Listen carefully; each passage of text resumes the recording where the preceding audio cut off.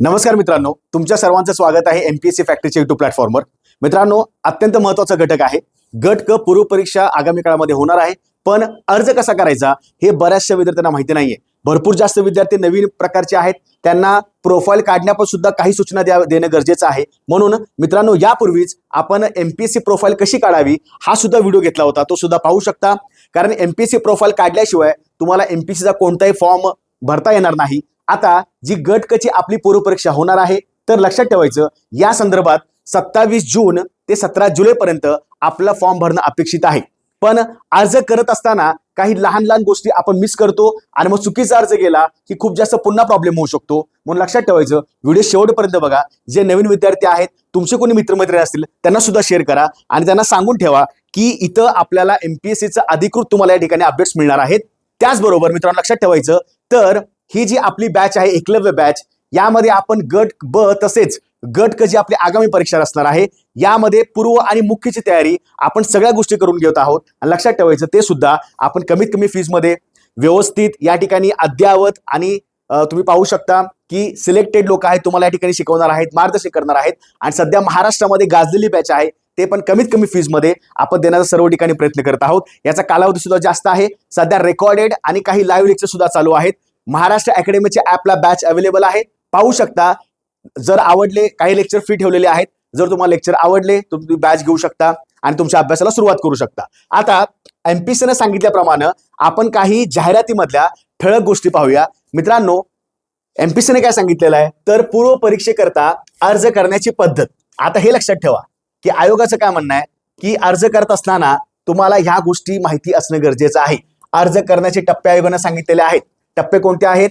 आयोगाच्या ऑनलाईन अर्ज प्रणालीवर यापूर्वी विहित पद्धतीने नोंदणी केली नसल्यास नोंदणी करून खाते तयार करणे। म्हणजे काय? आता ज्या विद्यार्थ्यांची एमपीएससीला प्रोफाईलच नाहीये, ज्यांचं अकाउंटच नाहीये, त्यांना इथं अप्लाय करता येणार नाही।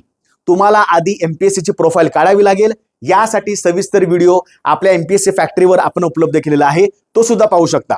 ज्यांची प्रोफाईल क्लिअर आहे, ज्यांनी प्रोफाईल काढली असेल, त्यांना इथं फॉर्म भरता येईल। तुम्हाला मी स्टेप बाय स्टेप सांगेन। बघा, दोन प्रकारचे विद्यार्थी आहेत। ज्यांनी एमपीएससी प्रोफाईल काढलेलीच नाहीये, त्यांनी आधी एमपीएससी प्रोफाईल काढावी। आता एमपीएससी प्रोफाईल म्हणजे खूप जास्त मोठी काही गोष्ट नाहीये। तुम्हाला स्वतःचा आधार कार्ड नंबर, स्वतःचं नाव, स्वतःचा मोबाईल नंबर, आई वडिलांचं नाव असेल, पत्ता असेल, तो तुम्ही व्यवस्थित टाका। तुमचं जे काय क्वालिफिकेशन आहे ते व्यवस्थित टाका। हे म्हणजेच काय, तुमची प्रोफाईल तयार करणं। आणि प्रोफाईल तयार झाल्यावर तुमचा एक युजर नेम आणि पासवर्ड सुद्धा जनरेट होणार आहे। म्हणून तुमचा व्यवस्थित क्रमांक टाका मोबाईल नंबरचा, आणि तुमचा ईमेल आयडी व्यवस्थित पाहिजे। या दोन गोष्टीवर आपण या ठिकाणी अद्ययावत गोष्टी करू शकतो। आता ज्यांची प्रोफाईल नाहीये त्यांनी प्रोफाईल काढून घ्या। सविस्तर व्हिडिओ आपल्या एमपीएससी फॅक्टरीला आहे। आता ज्यांची प्रोफाईल केलेली आहे, ज्यांनी नोंदणी केलेली आहे, तर लक्षात ठेवायचं, खाते तयार केले असल्यास व ते अद्ययावत करण्याची आवश्यकता असल्यास अद्ययावत करा। कधी कधी आपण 2-3 वर्षापूर्वी खातं तयार केलेलं असतं, त्यामध्ये काही सर्टिफिकेटचे नंबर अपडेट केलेले नसतात, बऱ्याच वेळा पत्ता बदललेला असतो, बऱ्याच वेळा काही गोष्टी बदललेल्या असतात, नाव सुद्धा बदललेलं असतं। म्हणजे तुमचं काम काय आहे, तुम्हाला प्रोफाईल अपडेट करायची आहे। तुम्ही प्रोफाईल केलेली आहे, पण त्याच्यामध्ये काही गोष्टी अपडेट करा आणि पुन्हा लॉक करायची। तुम्हाला मी सांगेन कसं लक्षात ठेवायचं, ठीक आहे। आता हे सुद्धा सांगितलेलं आहे की केवायसी करायचं आहे, पण लक्षात ठेवायचं की तुम्ही जेव्हा आता स्वतःची प्रोफाईल ओपन कराल, आधार कार्ड नंबर टाकल्यावर आता प्रत्येकाचा आधार कार्ड नंबर जो आहे तो मोबाईल क्रमांकाला पूर्णपणे अटॅच केलेला आहे। मग जसं तुम्ही आधार कार्ड क्रमांक टाकाल, तुमचा मोबाईल नंबर सुद्धा त्या ठिकाणी येईल आणि असा नंबर टाका जो तुम्ही सध्या वापरताय। कारण कधी कधी त्याच्यावर तुम्हाला अपडेट सुद्धा मिळतील। लक्षात ठेवायचं, दोन गोष्टी महत्त्वाच्या आहेत, मोबाईल नंबर आणि आधार कार्ड। विहित कालावधी तसेच विहित पद्धतीने पुढील प्रमाणे लागू असेल त्यानुसार आवश्यक कागदपत्रे अपलोड करून अर्ज सादर करणे। तुम्ही जेव्हा सुरुवातीला प्रोफाईल तयार करता, प्रोफाईल तयार करत असताना तुम्हाला महत्त्वाचे मुद्दे लक्षात ठेवले पाहिजेत। ही प्रोफाईल तयार करणं म्हणजे तुम्हाला मग सांगितल्याप्रमाणे यामध्ये तुमचे सविस्तर जे काही डॉक्युमेंट्स आहेत ते तुम्हाला सविस्तर त्या ठिकाणी हे करावे लागतील। फॉर एक्झाम्पल, समजा तुमचं ग्रॅज्युएशन झालेलं आहे, ग्रॅज्युएशन त्या ठिकाणी व्यवस्थित टाका। 10वी-12वी टाकावे लागतं। जर एखाद्याचा डिप्लोमा झाला असेल, डिप्लोमा सुद्धा टाकू शकता। आता आयोगाने सांगितल्याप्रमाणे तुम्हाला महत्त्वाचे मुद्दे कोणते आहेत? तुम्ही ज्या सामाजिक प्रवर्गातनं आरक्षण घेऊ शकणार आहात, तुम्हाला त्याचा क्रमांक टाकावा लागेल, त्याची तारीख टाकावी लागेल। जे तुमचे दाखले आहेत, प्रमाणपत्र आहेत, समजा एखाद्याचा ओबीसी किंवा कुठला तरी दाखला आहे, तर त्याचं प्रमाणपत्र, त्याची तारीख त्या दाखल्यावर तर तुम्हाला टाकावी लागेल। त्याचबरोबर जर तुमचं कास्ट व्हॅलिडिटी असेल तर ते सुद्धा तुम्हाला टाकावं लागेल। एनसीएल असेल, एनसीएल सुद्धा टाकावं लागेल। डोमेसाईलचा क्रमांक टाकावा लागेल। लक्षात ठेवायचं, सुरुवातीला प्रोफाईल तयार करत असताना तुम्हाला कोणताही दाखला अपलोड करायची गरज नाहीये, पण तुम्हाला प्रमाणपत्राचा नंबर टाकावा लागेल. उघडे डोळे ठेवून नंबर व्यवस्थित बघा. जर तुमचा नंबर आता चुकला आणि तुम्ही फॉर्म सबमिट केला आणि उद्या तुमचं पुन्हा सिलेक्शन झालं त्या तुमच्या परीक्षेमध्ये, तर तुम्हाला पुन्हा त्या बाकीच्या सगळ्या वेगळ्या गोष्टी कराव्या लागतात.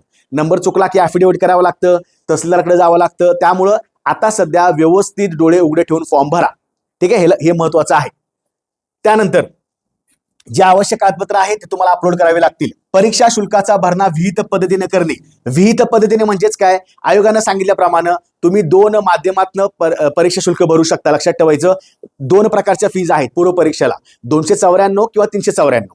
294 ही मागासवर्गीयांसाठी सगळ्यांना, 394 ओपन विद्यार्थ्यांसाठी. लक्षात ठेवायचं. ठीक आहे. आता आयोगानं काय सांगितले की फॉर्म भरत असताना तुम्ही ऑनलाईन भरू शकता किंवा ऑफलाईन सुद्धा भरू शकता. फॉर्म तुम्ही ऑनलाईनच भरायचा आहे, पण जी परीक्षा शुल्क भरणार आहात ते तुम्ही ऑनलाईन भरू शकता किंवा चलन काढून तुम्ही SBIच्या शाखेमध्ये जाऊन भरू शकता. पण मला असं वाटते कुठल्याही शाखेत जायची गरज नाही SBIच्या, तर तुम्ही ऑनलाईनच भरा. शक्यतो डेबिट कार्डचा वापर करा. कुठलंही नॅशनल बँक डेबिट कार्ड चालतं. डेबिट कार्ड व्यवस्थित त्याचा नंबर टाका. तुमच्या OTP क्रमांक येईल तुमच्या अटॅच मोबाईल नंबरला, तो व्यवस्थित टाकला की तुमचे त्या ठिकाणी डेबिट होऊन जाईल फीज. लक्षात ठेवायची. ठीक आहे. परीक्षा शुल्काचा भरणा विहित पद्धतीने करणे. आता इथं महत्वाचा आयोगानं मुद्दाम हायलाइट केलाय बघा.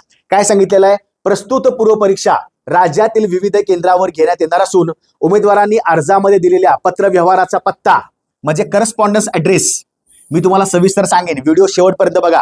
खूप जास्त हलगर्जीपणा करू नका. फॉर्म चुकीचा सबमिट झाला तर नंतर प्रॉब्लेम होणार. बरेच विद्यार्थी नंतर म्हणतात सर माझं हॉल तिकीट आलेलंच नाहीये, तुम्ही फॉर्मच नाही व्यवस्थित भरला. ठीक आहे. तर करस्पॉन्डन्स ऍड्रेस विचारात घेऊन तसेच परीक्षा केंद्राची मर्यादा विचारात घेऊन उमेदवारांना उपलब्धतेनुसार उमेदवाराच्या संबंधित जिल्ह्यातील अथवा नजीकच्या जिल्ह्यातील परीक्षा केंद्रावर प्रवेश देण्यात येईल. आता सध्या आयोगाचं काय चाललंय की पूर्व परीक्षा ही ऑनलाईन स्वरूपात घ्यायची आहे. या संदर्भात सध्या विधिमंडळामध्ये काही गोष्टी चालू आहेत.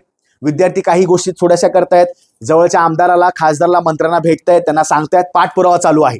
पण आता मात्र आपला फॉर्म भरून घेणं अपेक्षित आहे. उद्या आयोग ऑफलाईन घेईल, समजा काही मोठ्या गोष्टी झाल्या, ऑफलाईन स्वरूपात एक्झाम झाली तरी प्रॉब्लेम नाहीये. पण आता मात्र तुम्हाला फॉर्म भरून घ्यावा लागेल. नाहीतर होईल काय, आपण ऑनलाईन ऑफलाईनच्या मागे सध्या आहोत, आम्ही पण त्यासाठी काम करायला लागलोय, पण तुमचं दुर्लक्ष नको व्हायला याची डेट जाईल.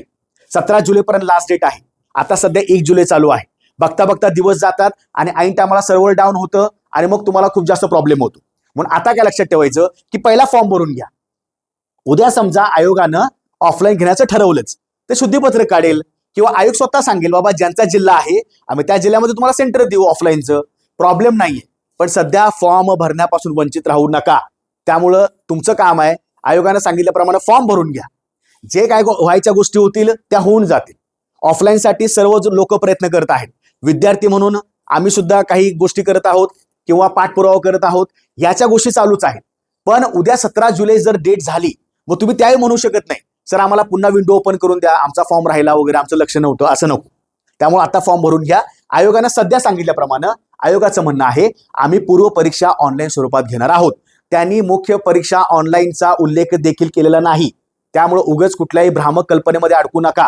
मुख्य परीक्षा सध्या सांगितल्याप्रमाणे ही सध्या ऑफलाईनच होईल. पण त्यांनी आता जाहिरातीमध्ये काय सांगितलेलं आहे, पूर्व परीक्षा आम्ही ऑनलाईन घेणार आहोत. म्हणजेच काय, तुम्हाला तुमचा करस्पॉन्डन्स ऍड्रेस जवळचा टाकायचा आहे.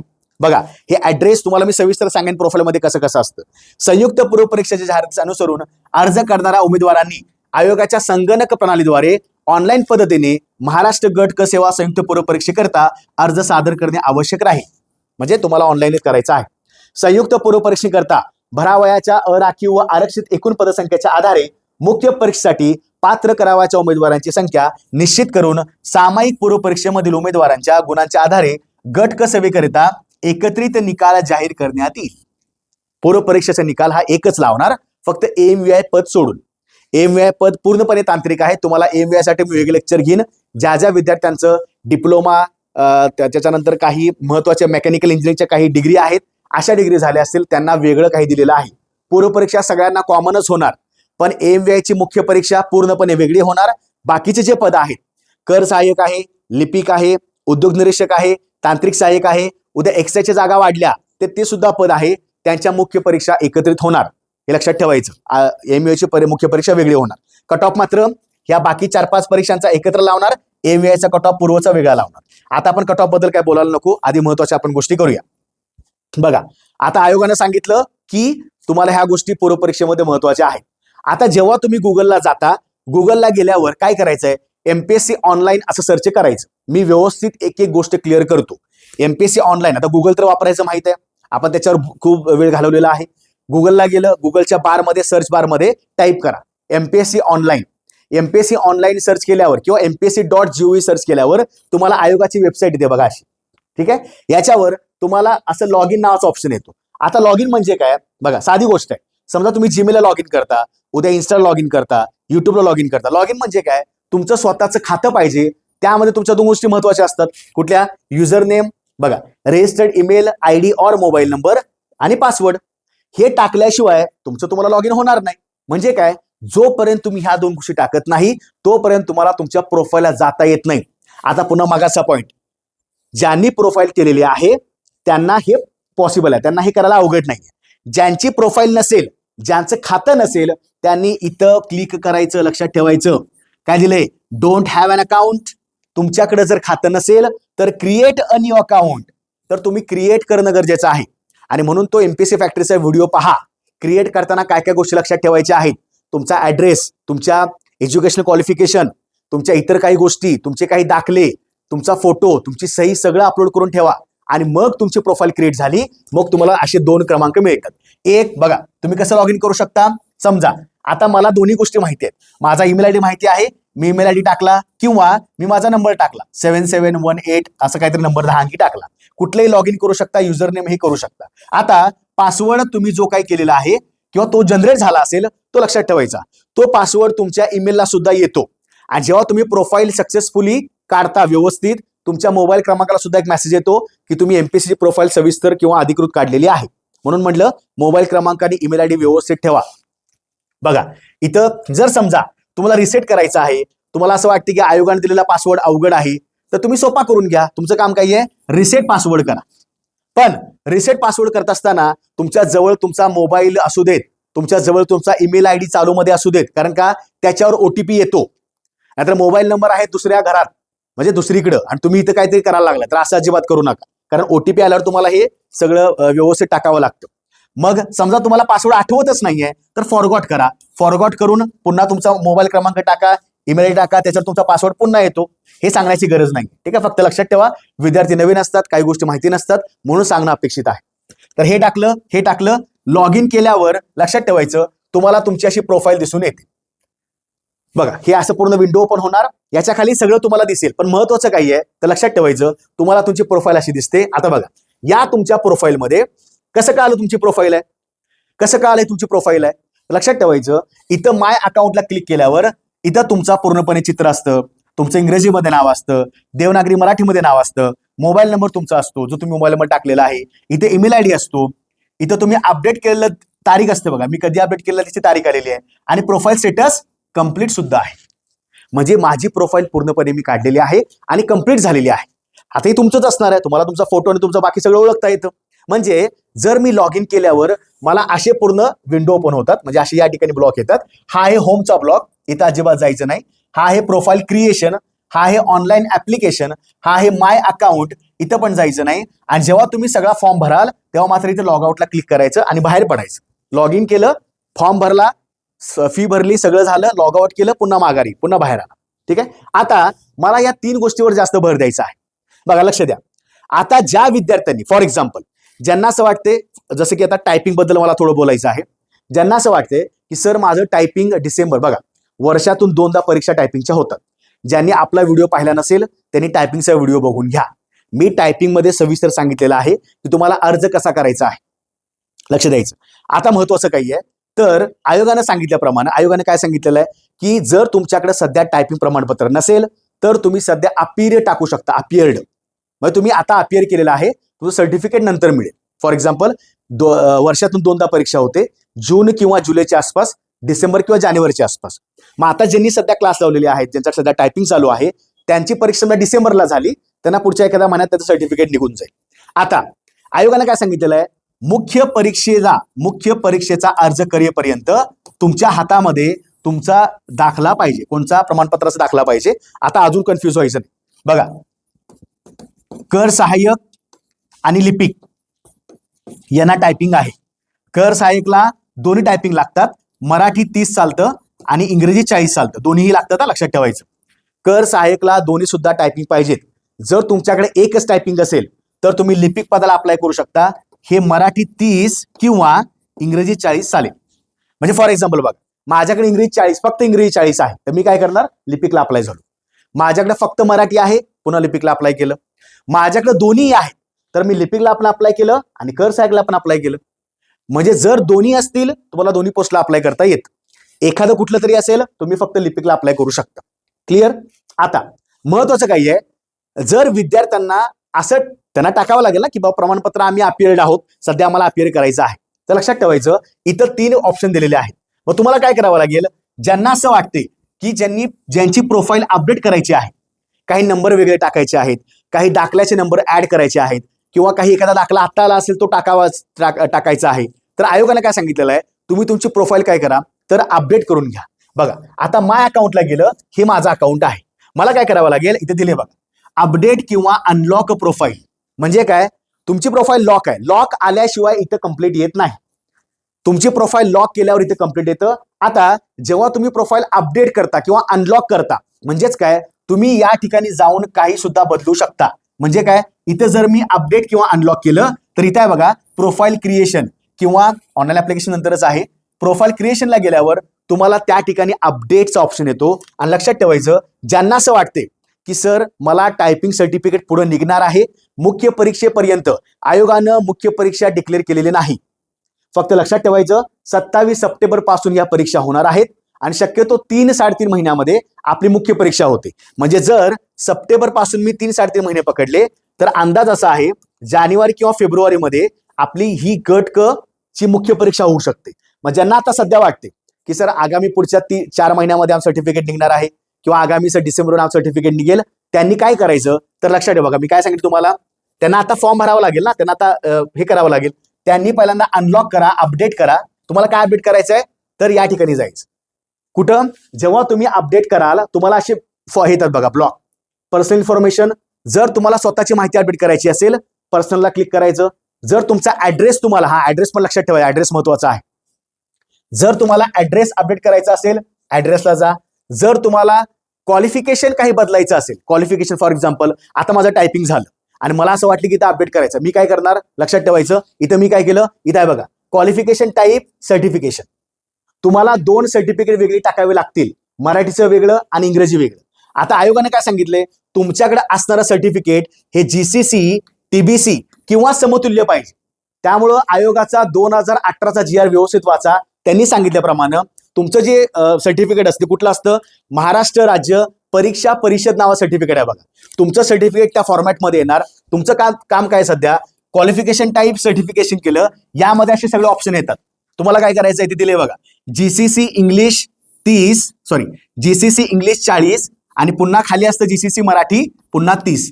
म्हणजे जर तुम्हाला असं वाटलं की पुढच्या काळामध्ये तुमचं सर्टिफिकेट निघणार आहे, आयोगानं सांगितल्याप्रमाणे मुख्य परीक्षेचा फॉर्म भरेपर्यंत तुमच्या हातामध्ये तुमचं काय पाहिजे, प्रमाणपत्र पाहिजे. कोणतं? टायपिंगचं. त्यामुळे सध्या नसेल प्रॉब्लेम नाही, अपीड करू शकता. इथे दिले बघा त्यांनी, GCC मराठी मी केलं, इथं पुन्हा बघा अपीड. जर तुमच्याकडे सध्या सर्टिफिकेट आहे तर 2 ऑप्शन येतात तिथे. कुठले येतात? एक येतं अपीड आणि एक येतं पास्ट. जर तुम्ही पूर्णपणे परीक्षा पास झाला असाल तर तुम्हाला इथे तारीख टाकावी लागते, कधी पास झालेला आहात. जर तुम्ही सध्या अपिअरिंग असाल तर अपीड केल्यावर इथं तारीख टाकायची गरज नाही. हे कशामध्ये करायचं तर तुमच्या क्वालिफिकेशन इन्फॉर्मेशन मध्ये. क्वालिफिकेशन मध्ये काय करावं लागतं, 10वी असेल, 12वी असेल आणि पदवी असेल. अजूनही विद्यार्थ्याच्या मनामध्ये खूप जास्त कन्फ्युजन आहे की सर 12वीवर पद चालतं का? अजिबात नाही. हे तुमचं पद असणार आहे पदवीच्या शेवटच्या वर्षाला जे विद्यार्थी आहेत, त्याचबरोबर ज्यांची पदवी पूर्ण झालेली आहे असेच फक्त विद्यार्थी अप्लाय करू शकतात. त्यामुळं 12वी पास झालेला आहे, 12वी पास झाल्याने माझ्याकडे टायपिंग प्रमाणपत्र आहे, त्यांना अप्लाय करता येणार नाही, हे लक्षात ठेवायचं. त्यांनी सांगितलं आहे कुठल्याही संविधिक विद्यापीठाची पदवी पाहिजे. क्लिअर झालं? मग तुम्हाला या ठिकाणी काय करायचं आहे, पर्सेंटेज टाकायचं आहे, इथे टाकू शकता. नंबर ऑफ अकॅडमिक मंथ्स जे काय आहे 6 महिने किंवा 12 महिने जे काय असेल. आता तुम्ही जे माहिती टाकाल ते तुमचं काय होणार आहे, इथे ऍड होणार बघा. हे 10वी, 12वी, ग्रॅज्युएशन, हे MSCITचं आहे, ह्याच्यामध्ये 5वा आकडा आला कुठला, सर्टिफिकेशन जीसीसी मराठी पुन्हा जीसीसी इंग्रजी, हे लक्षात ठेवायचं. आता काही लोकांचं म्हणणं आहे सर इंग्रजी माझ्याकडे फक्त 30 आहे, चालेल का? अजिबात चालणार नाही. लक्षात ठेवायचं, मराठी 30 चालेल, इंग्रजी 40 चालेल. पण इंग्रजी 40 काढताना तुम्हाला इंग्रजी 30 काढावंच लागतं. इंग्रजी 30 काढल्याशिवाय इंग्रजी 40 मिळत नाही. म्हणजे लक्षात ठेवायचं, आयोगाने सांगितल्याप्रमाणे 2 महत्वाच्या गोष्टी आहेत, मराठी 30 आणि इंग्रजी 40. ह्याच्या पलीकडे टाकायची गरज नाही. क्लिअर? हे तुमचं मिनिमम क्वालिफिकेशन याला आहे.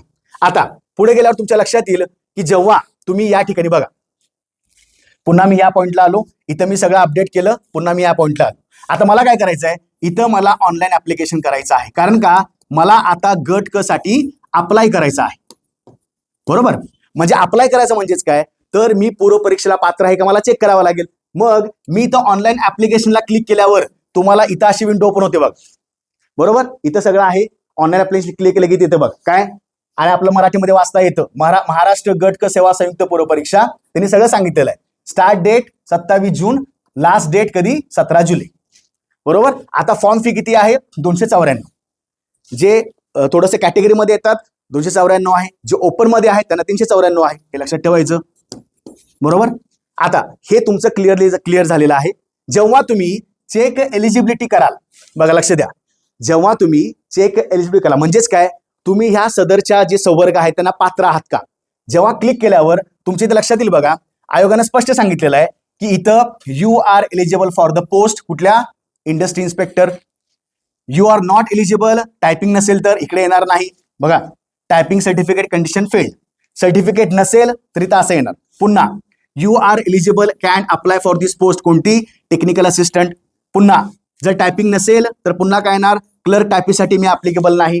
म्हणजे काय, जसं ज्या प्रकारे तुम्ही फॉर्म भरत आहात, पदवी प्रमाणपत्र असेल ठीक आहे, त्याचबरोबर जर समजा माझ्याकडे सगळे टायपिंग असतील तर इथं सुद्धा असा ग्रीन मार्क येणार. कुठं, इथं टॅक्स असिस्टंटला सुद्धा येणार आणि क्लर्क सुद्धा येणार. आता सध्या सर्टिफिकेट नसल्याने काय झाले, इथं असं पूर्ण रेड मार्क येतं बघ.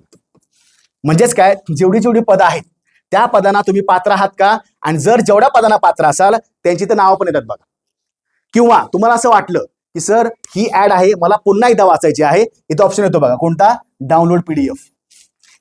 पीडीएफ डाउनलोड करा, सदरची जाहिरात पूर्णपणे वाचा. पूर्णपणे वाचल्यावर तुम्ही पुन्हा अप्लाय करू शकता. म्हणजे आयोगाने तुम्हाला इथं सांगितलेलं आहे. आता you are eligible for the post only. आता इथं ज्या विद्यार्थ्यानं अप्लाय केले त्याचं काय म्हणणं आहे बघा, इथं फक्त तो 2 पोस्टला अप्लाय करतो, कुठल्या, इंडस्ट्री इन्स्पेक्टर आणि technical assistant. Industry inspector, technical assistant आणि एव्हीए ही जी पद आहेत त्यांना टायपिंगची गरज नाही. आणि जी कर सहाय्यक आणि टॅक्सचं पद आहे कुठलं, सॉरी, कर सहाय्यक आणि क्लर्कचं पद आहे, क्लर्क टायपिस्ट, त्यांना मात्र काय लागेल, टायपिंग लागेल. आता टायपिंग इथं नाही आहे म्हणजे हे कॅन्सल झालं. आता बघा इथं 2 पदं दिलेली आहेत. जेव्हा तुम्ही यावर क्लिक करा तसा बाण येतो बघा. ठीक आहे, हे बाण म्हणजेच काय, तुम्हाला त्याचा प्रेफरन्स द्यायचा आहे. ठीक आहे, पुन्हा मुख्य परीक्षेला गेल्यावर तुम्ही काय करू शकता, प्रेफरन्स टाकू शकता. पण आयोगानं काय केले, इथं बाण असे केलेले आहेत, म्हणजे जर तुम्हाला वाटलं की उद्योग निरीक्षक जागा चांगल्या आहेत, तुम्हाला थोडं जास्त त्याच्यामध्ये आवड आहे, तुम्ही हे वरती नेऊ शकता, वरती खाली आणू शकता. हे तुमचं स्वतःचं काम असणार आहे. ठीक आहे, आता आयोगानं काय सांगितलंय, तुम्ही चेक एलिजिबिलिटी केली, पात्र आहात का, त्यांची इथं नावं आलेली आहेत. आता इथे डिक्लेरेशन आहे बघा. आता आयोगाने काय सांगितले, इथं तुम्हाला बॉक्स दिलेला आहे, त्या बॉक्सला टिकमार्क केल्याशिवाय तुम्ही इथं खाली सबमिट फीजला जाऊ, पे फीजला जाऊ शकत नाही. दुसरी गोष्ट बघा, तर मी थोडं झूम मध्ये दाखवतो बघा. ह्याच्यावर तुम्ही गेल्यावर तुम्हाला काय दिसणार आहे, ह्या पॉइंटला आल्यावर हा जो पॉइंट तुम्हाला इथे लक्षात द्यायचा आहे. ओके, बघा ही 2 अशी पदं आलेली आहेत आणि 2 पदं आल्यावर तुम्हाला डिक्लेरेशन करायचं आहे. डिक्लेरेशन काय आहे, इथं अशी चौकट आहे बघा. ह्याच्यात काय सांगितलेलं आहे की ज्या वरच्या पोस्ट आहेत त्याला मी अप्लाय केलेला आहे आणि यामध्ये मी सगळी पारदर्शकता ठेवलेली आहे. जर कुठलाही प्रॉब्लेम झाला किंवा जर फ्रॉड निघाले माझी माहिती, तर या संदर्भात मला काही पनिशमेंट होऊ शकते की मी मला जॉब घालवू शकतो असं त्यांनी सांगितलेलं आहे. ठीक आहे, हे टिकमार्क केल्यावर तुमचं जे ठिकाण पण येतं बघा. आता ही डेट आहे कालची, मग म्हणजेच काय, तुम्ही ज्या डेटला तो फॉर्म भराल त्या ठिकाणी डेट येणार आहे. ठीक आहे, ही कालची डेट आहे. लोकेशन टाकून द्या, तुम्ही ज्या जिल्ह्यामध्ये फॉर्म भरायला लागला ते लोकेशन टाकून द्या. ते पुणे असेल, सातारा असेल, सांगली, कोल्हापूर कुठलेही असेल, लोकेशन टाकलं. इथं तुम्ही सुरुवातीला जेव्हा प्रोफाईल करता तुमची सही असेल आणि तुमचा प्रोफाईलचा फोटो असेल, दोन्ही ठिकाणी येणार, तुम्हाला चेक करावं लागेल. आणि हे सगळं केल्यावर तुम्हाला सबमिट आणि पे फीज करायची आहे. आता सबमिट आणि पे फीज केल्यावर तुम्ही एका ऑनलाईन सिस्टीमच्या ठिकाणी जाता, त्यावेळी तुम्हाला असा एक पॉपअप मेसेज येतो बघा. काय सिलेक्ट पेमेंट मोड, बरोबर. म्हणजे या ठिकाणी तुम्हाला गेल्यावर काय लक्षात ठेवायचं आहे, your application is saved successfully, please proceed for payment. फक्त ऍप्लिकेशन सबमिट केल्यामुळे फॉर्म सबमिट होत नसतो. जोपर्यंत तुम्ही फी सबमिट करत नाही तोपर्यंत फॉर्म सबमिट होणार नाही. म्हणजेच काय दिलेलं आहे ऑनलाईन ऍप पेमेंट, बरोबर. You can pay online using credit, debit card और इंटरनेट बँकिंग. कधीपर्यंत 17 जुलैपर्यंत. म्हणजेच काय 17 जुलै आपली शेवटची डेट आहे. आलं का लक्षात. आता याला क्लिक केल्यावर पुन्हा ओके केल्यावर अशा पुन्हा विंडोज येतात. तुम्ही एसबीआयला क्लिक करू शकता आणि हे तुमचं टोटली काय येतं. आता ही एसबीआयचं कमर्शियल वेबसाईट आहे. तुम्ही यावर जाऊन काय करायचं आहे, कार्ड नंबर टाकायचा. शक्यतो डेबिट कार्डवरनं फीस भरू शकता, काही प्रॉब्लेम नाही. बऱ्याच वेळा असं असतं की जेव्हा तुम्ही शेवटी जाता, म्हणजे फॉर एक्झाम्पल 17 जुलै आहे, आता 17 जुलैच्या आधी काय काय विद्यार्थी खूप जास्त ऍक्टिव्ह होतात की नाही आता मला फॉर्म भरायचाच आहे, आणि मग शेवटी गडबड करतात व फॉर्म चुकीचा होतो. अशा गोष्टी टाळण्यापेक्षा काय करा, आता पुढच्या 2-3 दिवसामध्ये सगळ्या गोष्टी अपडेट करून घ्या. ठीक आहे. जसं इथे कार्ड नंबर टाकला व्यवस्थित, जसं कार्ड नंबर टाकाल तसं तुमचं इथं नेम, तुमच्या कार्डवर जे नाव आहे ते व्यवस्थित टाका. त्या कार्डच्या बॅक साईडला जो तुमचं एक्सपायरी आहे बघा दिलेलं असतं ना, ऑगस्ट 2028, सप्टेंबर 2032, जे काय असेल इथं बरोबर महिना टाका, इथं बरोबर वर्ष टाका, आणि त्याच्या बॅक साईडला एक व्हेरिफिकेशन कोड असतो बघा 3 अंकी, तो 3 अंकी कोड व्यवस्थित टाकायचा. व्यवस्थित टाकल्यावर तुम्ही पे नाव केल्यावर तुम्हाला त्या तुमच्या मोबाईल क्रमांकाला ओटीपी, कारण तुमचं कार्ड काय आहे, तुमच्या मोबाईल क्रमांकाला तुमचं बँक अकाउंट सगळं मॅच झालेलं आहे, सगळं टाईप झालेलं आहे. आता हे पे नाव केल्यावर पुन्हा ओटीपीची विंडो येते आणि ओटीपी तुम्ही व्यवस्थित टाका. ओटीपी टाकल्यावर एवढे पैसे तुमच्या अकाउंटमध्ये कट होणार आहेत. किती? 294. जर ओपन मध्ये असाल तर 394. ठीक आहे. हे सिंपल प्रोसिजर आहे फॉर्म भरण्याची. आता मला असं वाटते यामध्ये तुम्हाला अजून काही गोष्टी सांगणं गरजेचं आहे. जेव्हा तुम्ही माय अकाउंटला जाता, लक्ष द्या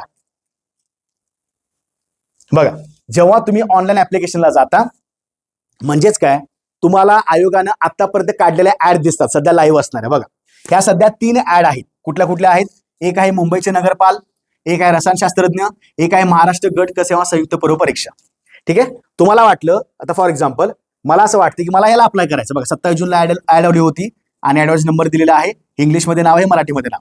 तर काय करायचं, याला व्ह्यू करायचं. हे कधी तुम्हाला करायचंय, फॉर्म भरत असताना ऑनलाईन ऍप्लिकेशनला क्लिक करा. ऑनलाईन ऍप्लिकेशनला म्हणजेच काय तुम्हाला अप्लाय ऑनलाईनच करायचं आहे ना कुठल्याही परीक्षेला.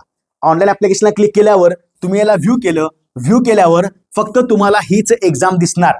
मग फक्त असं येणार बघा, ऑनलाईन ऍप्लिकेशन फक्त इथं केलं, मग तुम्हाला इथं असा एक पूर्ण विंडो येते. जर मगाशी सांगितल्याप्रमाणे चेक एलिजिबिलिटी हे असेल, किंवा तुम्हाला असं वाटलं की एक्झाम पुन्हा मला जाहिरात वाचायची आहे, डाउनलोड PDF करा. अलग लक्षात. म्हणजेच काय आता यामध्ये मला ठराविक मुद्दे सांगायचे आहेत. ते म्हणजे काय तर लक्ष द्या सगळ्यांनी. पहिली गोष्ट काय आहे तर आधी कसं व्हायचं, आधी तुम्हाला स्वतःहून केंद्र म्हणजे काय तुम्हाला सेंटर निवडा असा ऑप्शन यायचा फॉर्म भरताना. सध्या सेंटर निवडा असा ऑप्शन येत नाही. कारण का आयोगाने काय सांगितलेलं आहे की तुमच्या करस्पॉन्डन्स ऍड्रेस बघा, जेव्हा तुम्ही स्वतःचा ऍड्रेस टाकाल, ऍड्रेस इन्फॉर्मेशन तुम्हाला मी सांगितलं होतं ना बघा, याच्यामध्ये जाऊन पहिल्यांदा अपडेट करायचा, लक्षात ठेवायचं. ओके, कुठे आहे ते ऍड्रेस इन्फॉर्मेशन?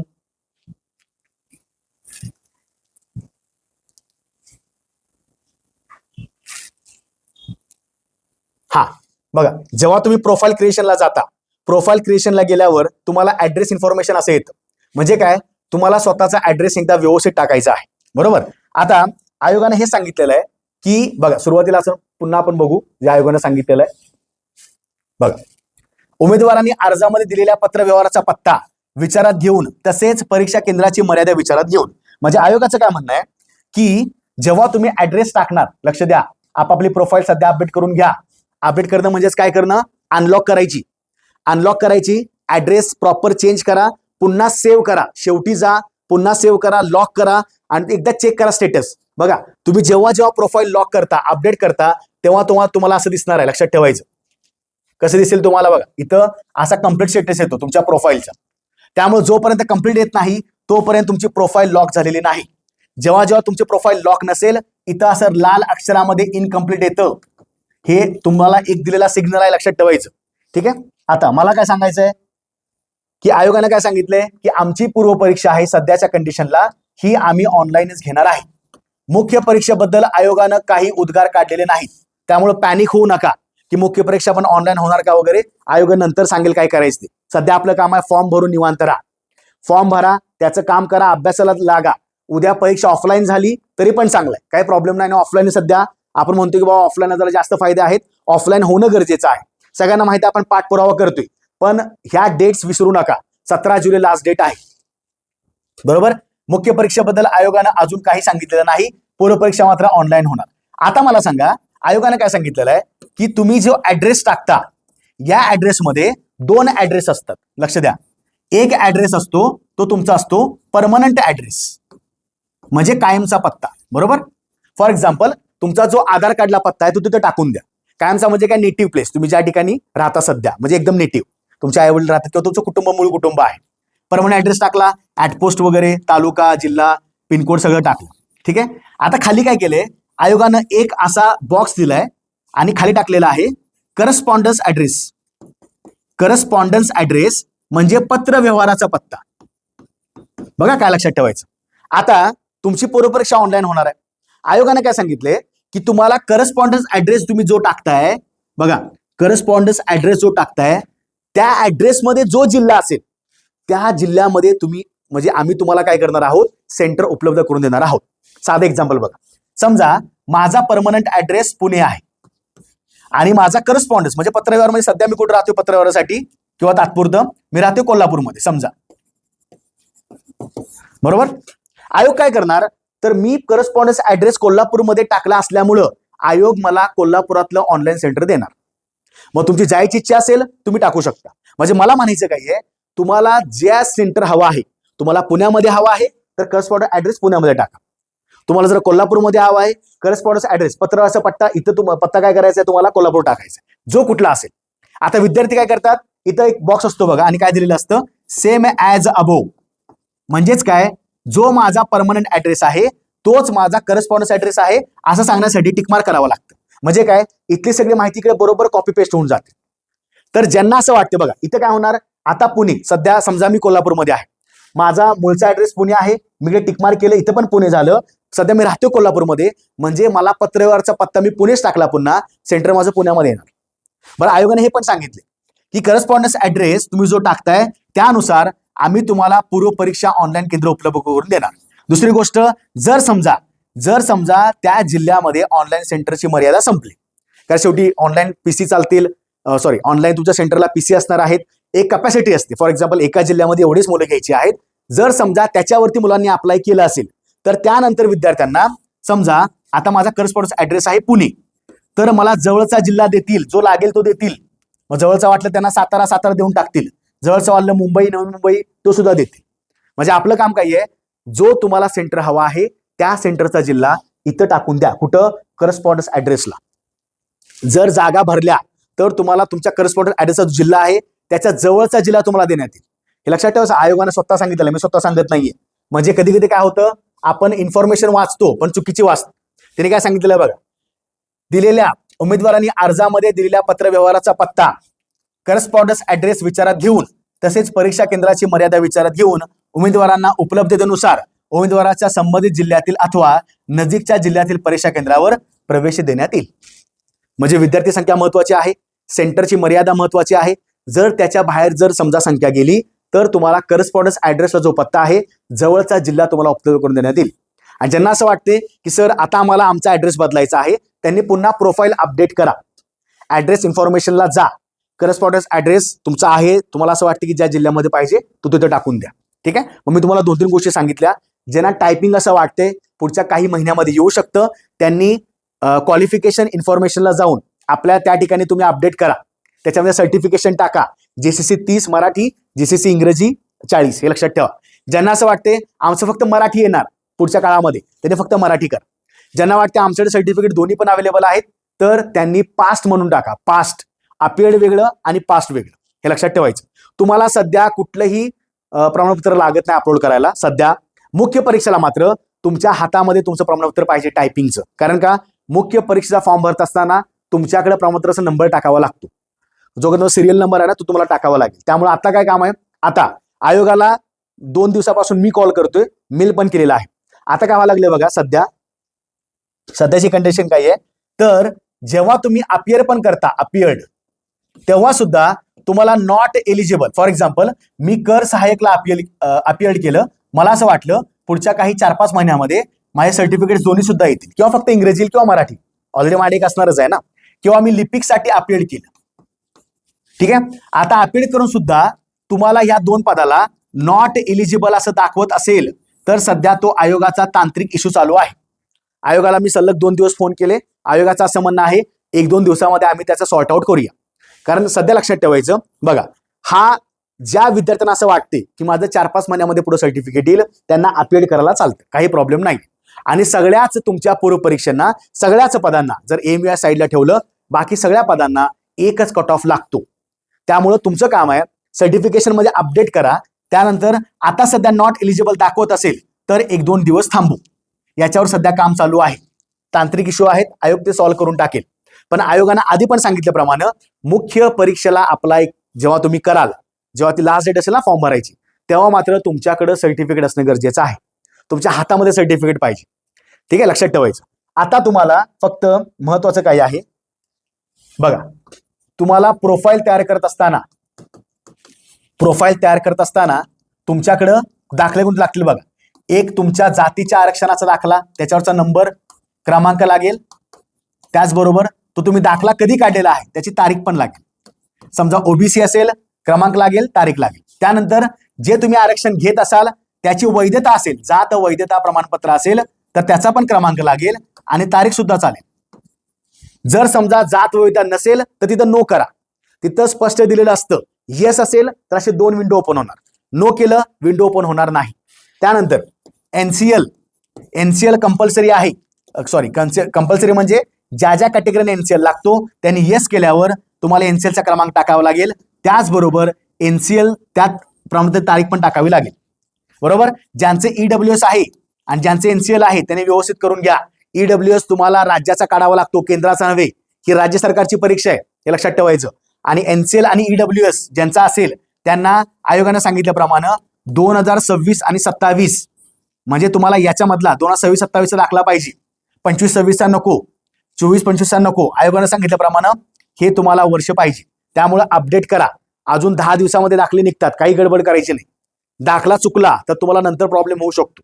त्यामुळे ईडब्ल्यूएस ज्यांचं आरक्षण घेतायत, एनसीएल ज्यांचं आरक्षण, ज्यांना एनसीएल लागतो त्यांनी यामधले दाखले काढावे लागतील, अपडेटेड काढून घ्या. ठीक आहे, ईडब्ल्यूएस जरी केलं क्रमांक टाकावा लागतो, तारीख सुद्धा टाकावी लागते.